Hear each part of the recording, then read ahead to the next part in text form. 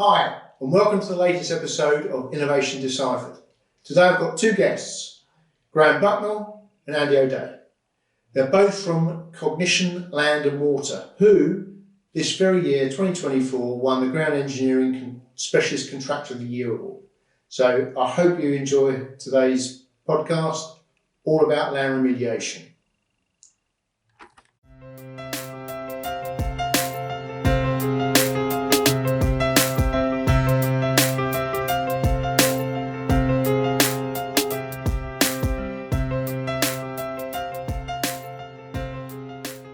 Hi, and thanks for coming in this morning.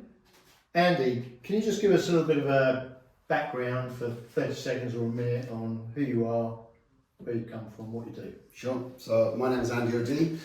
I'm Technical Director with Cognition Land and Water, and my role really is I'm responsible for the management of the technical team, our in-house technical team, and the quality of the delivery, the technical delivery of all our work across the business. I'm a civil engineer by background, with a master's in environmental geotechnics, but I have come across to contracting just in the last 5 years. Previously, 27 odd years of experience working in consultancy with a variety of different consultants. Thanks for that. That's good context for everybody. And Graham Bucknell. Just our viewers understand a little bit about you and what you do. So I'm the construction director for Contamination Land and Water. So I oversee all the delivery teams out in the field, actually delivering the works that we perform for our clients. I'm a chartered civil engineer and a freeman of the City of London. I've been working in the industry for around 28 years now, mainly for tier ones. I've done a lot of infrastructure, highways, flood defences, so a lot of earthworks and dealing with or employing contractors such as Contamination Land and Water to deal with the complex bits. But that's great, let's set the scene. So, today we're going to be talking about land remediation, and particularly from two people really much at the very sharp end, not only of doing the doing, but also Cognition's a very innovative business. So perhaps, Andy, you could set the scene in terms of clients got a contaminated piece of land. How do you get involved? So Cognition Land and Water is a specialist remediation, contamination remediation, ground engineering and complex civils contractor. Our client base is very broad, a mixture of government bodies like Homes England, for example, land developers, all the large sort of housing developers and commercial developers, and also tier one contractors as well. We work for large tier one contractors providing those specialist areas that we're involved in. We focus very much on ECI, early contractor involvement. It's really important for us to work with the developer or the contractor at an early stage of the project, so we can understand what's required and they can understand what's required. Often a developer or a client will come to us and they don't really understand what the issues are, so we'll get involved, we'll do the technical review of all the available information and help them to arrive at a remediation strategy or a design. That has a huge benefit for the client because then they can understand what needs to be done essentially, but also we will give them sort of high level cost estimates so they can feed that into their cost plan if they're purchasing the site. It also allows us to steal a march on the competition, to be frank, because we're involved with that client at an early stage, and it gets us a foot in the door, I suppose, in terms of when they eventually award the work or tender the package.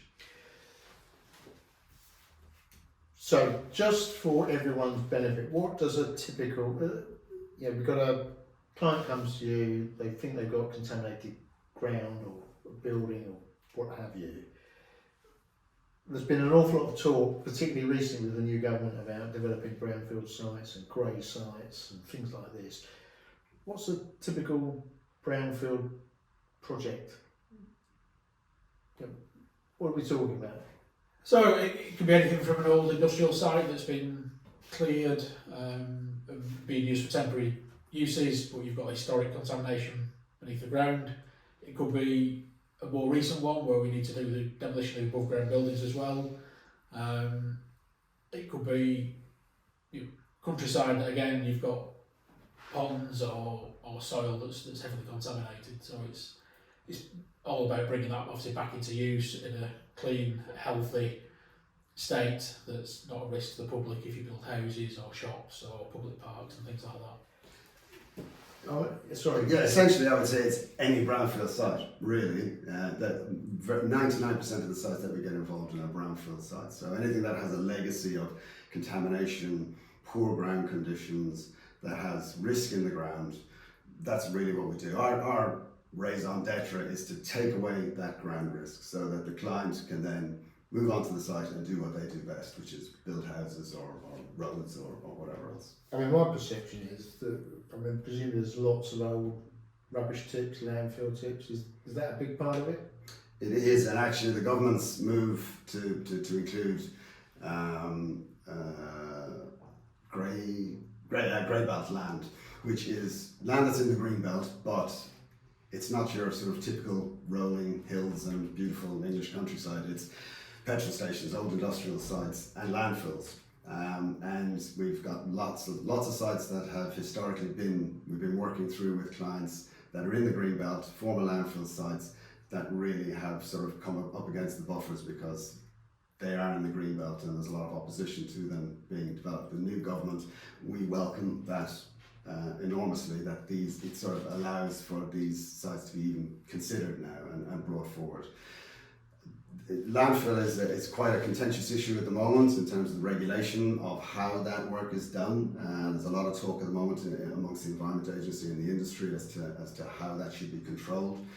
The sorts of landfills that we're talking about are not your typical domestic black bag refuse sites. These are old historical landfills that, from the dozen or so that we've done historically, we can recover 90 to 95% of the material in that and usefully reuse that material, re-engineer it, remediate it, take out the contaminated or the deleterious material and bring that site back into beneficial use.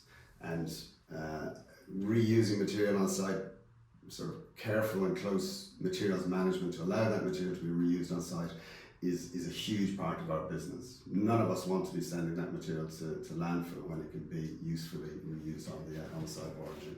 So Graham, what would those, how do you reuse the material and get the bad stuff out, typically? So a number of techniques we can use in situ treatment. So we can apply chemicals, we can apply bacteria to remove hydrocarbons and chemical contamination. We can remove the material, screen it, so like mechanically process it. So that would remove anything like wood, timber, paper that's been mixed in. That gets separated out. You can take oversized pieces out. So if they basically block tipped concrete into a hole, we can then process that into an aggregate as well. But what we're left with is a soil that we can classify as both chemically and geotechnically, and then we can place that back in and create a structurally engineered platform. So I'm presumably in layman's terms, you're trying to get something that ends up being inert and physically stable? Yes, there are different grades of reuse criteria set out at national standards. So it's about, and that's where the ECI comes in. Andy talked about getting in early to make sure that we're picking the right reuse criteria for the future of that scheme.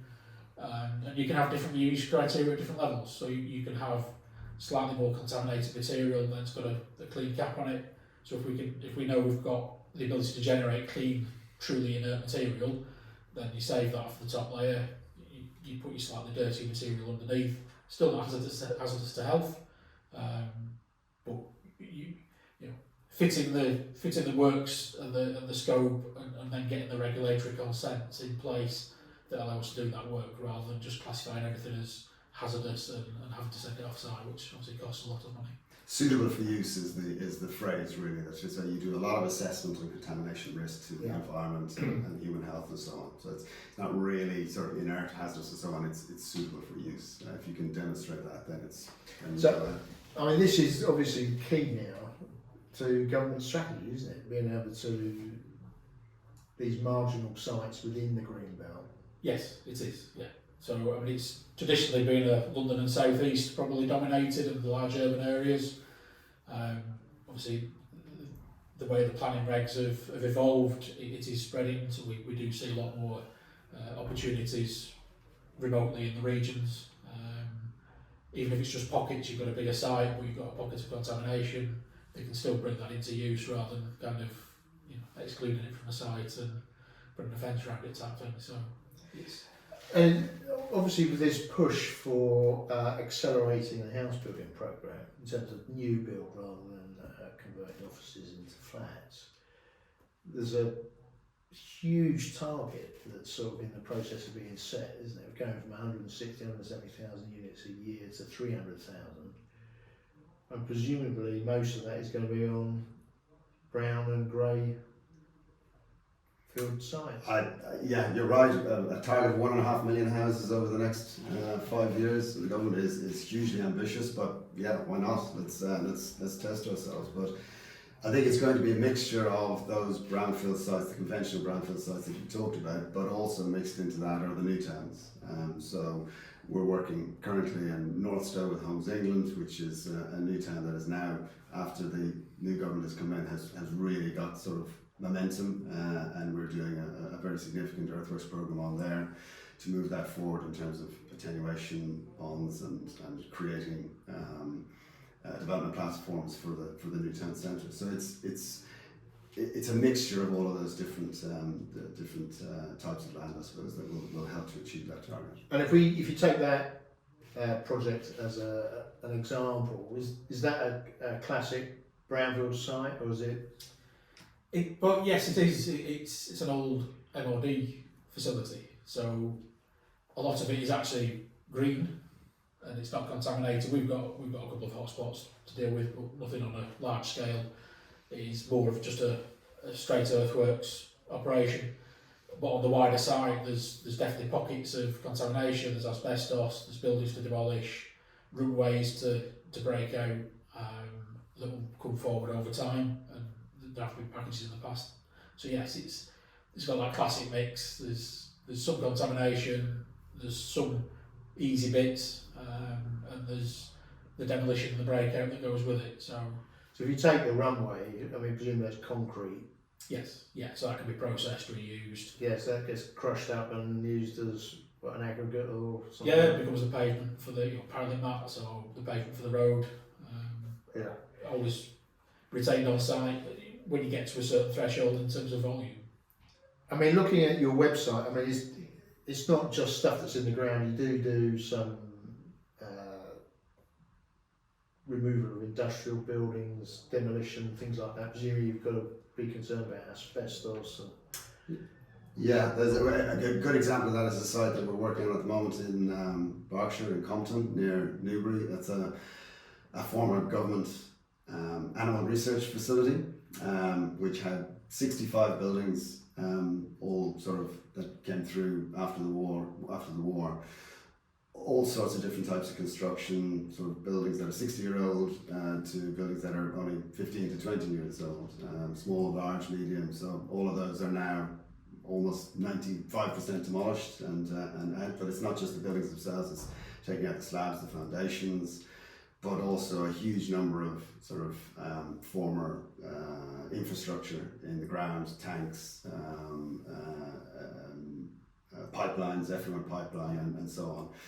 And also some of the sort of more unusual contaminants on that. So we have radiological contamination, biological contamination, chemical contamination. All of those need to be addressed and dealt with. And that's a Home England site, and the aim of that is to leave the site as a completely clean site that is unhindered, with no risk in the ground for a conventional housing developer to come in and build the houses on it. That rather neatly helps me segue the conversation into another big part of your business, which is dealing with radiological type projects, which I always thought was nuclear decommissioning, which I'm sure it is. But what else does it include? So yes, nuclear decommissioning, so on former nuclear facilities and sites, but it's a broader reach really. So it's generally radiological contamination. You mentioned the Compton site, which was not a nuclear facility, but was an animal research facility, and unfortunately, I suppose, but it has brought some great benefits and knowledge to the industry. There was some radiological testing done on plants and animals, so that legacy needs to be addressed and cleaned up.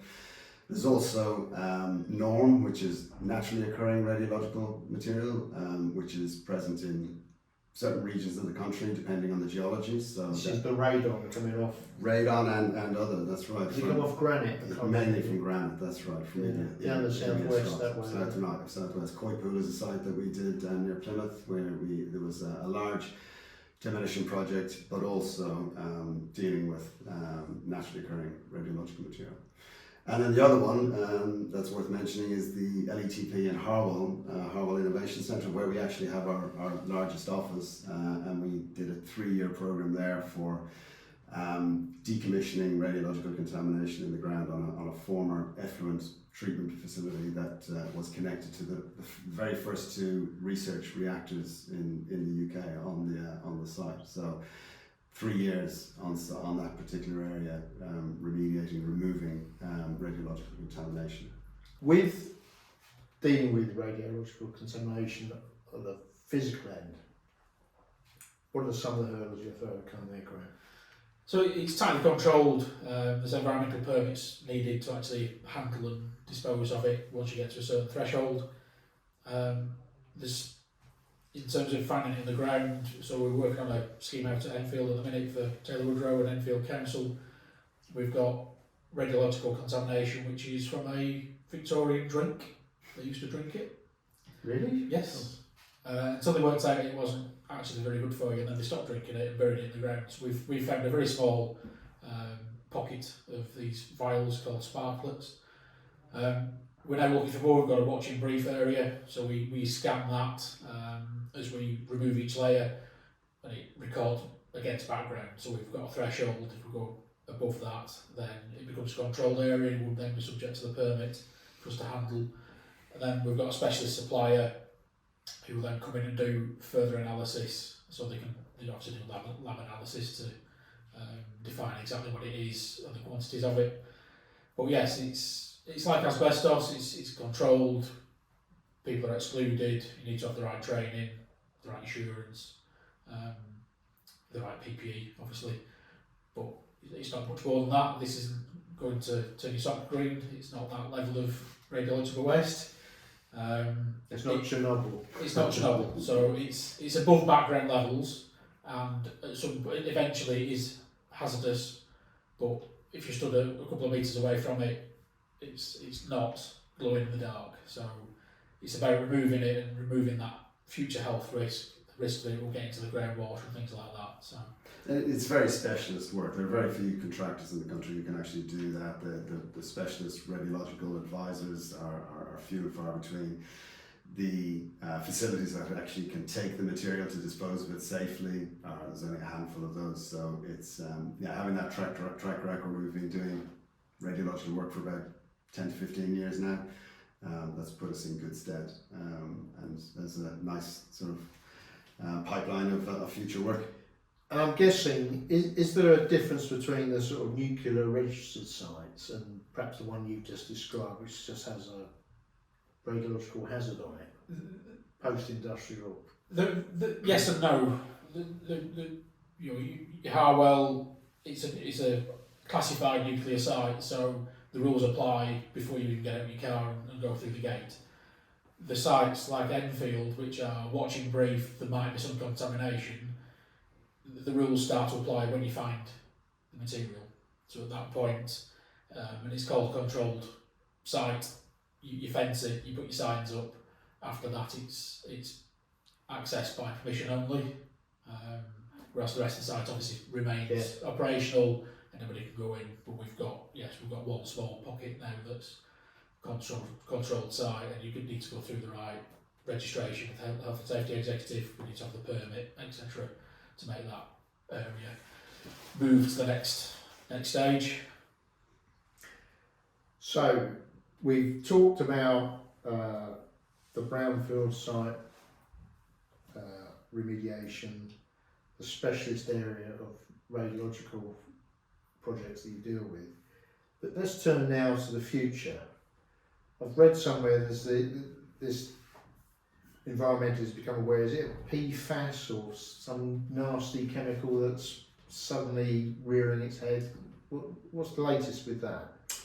So PFAS is a group of about 3,000 to 3,500 chemicals that were widely used in industry for lots of beneficial uses. So Teflon on non-stick pans, your waterproof coat, Gore-Tex, often had PFAS in it. It repels water, I suppose, but it lets air through.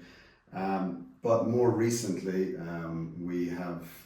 the industry has realised that unfortunately these materials are carcinogenic, and they are extremely persistent. They're often called forever chemicals.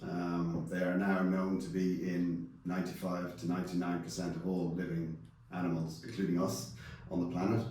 They're appearing in water sources, potable water supplies, and so on. It's a big issue in the States, Scandinavia, and Australia, and now it's becoming much more prevalent here in the UK. The Environment Agency has done a lot of research on this, and we see it as an area of growth, really.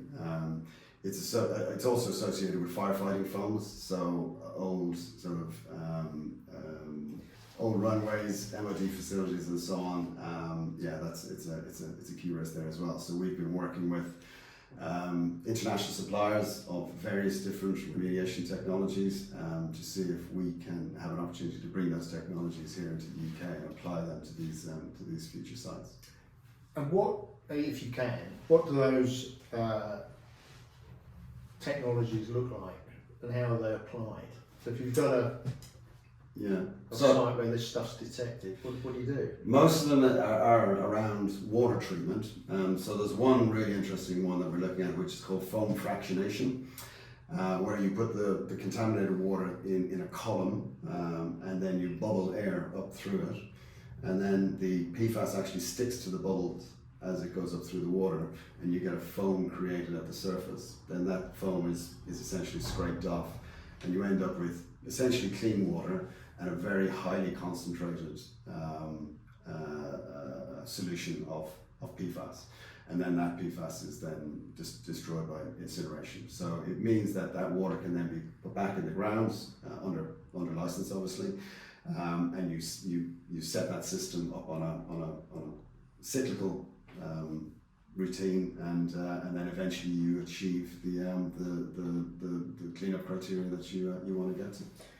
Well, Andy and Graham, I'll draw it to a close then. That was a very, very interesting talk, and particularly if we see that there's new hazards been identified, and of course immediately there's innovation to try and solve them. So I thank everyone for watching. I hope you've enjoyed this episode, and see you on the next one. Bye. Bye. Thank you.